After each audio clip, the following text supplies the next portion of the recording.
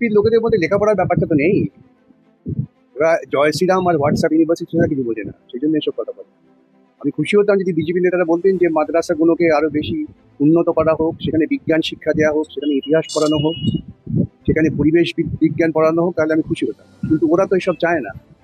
ওদের শেখানো হয়েছে জয় শ্রীরাম বলবে আর প্রধানমন্ত্রী স্বাস্থ্য কামনা করে পুজো করবে। আপনারা যে এত সৎ, এত শিক্ষিত, এত জ্ঞানী, এত সাধারণ মানুষের পাশে থাকেন, এত গরিবের পাশে দাঁড়ান আমাদের পশ্চিমবাংলায়, তারপরেও কেন আপনারা ভোটে একটা আসনও জিততে পারেন না? এটার উত্তর দিন তো। হ্যাঁ বিকাশবাবু, এই 34 বছর বাংলায় শাসন করে আপনারা তো অনেক বিজ্ঞান পড়িয়েছেন। সেই হোচিমিন, সেই লেনিন, সেই কার্ল মার্কস। আমাদের মানুষ না আর এইরকম ইতিহাস পড়তে চায় না, বিশ্বাস করুন। আপনাদের শিক্ষাগত যোগ্যতা অনেক বেশি। আপনাদের শিক্ষা আপনাদের কাছেই রাখুন।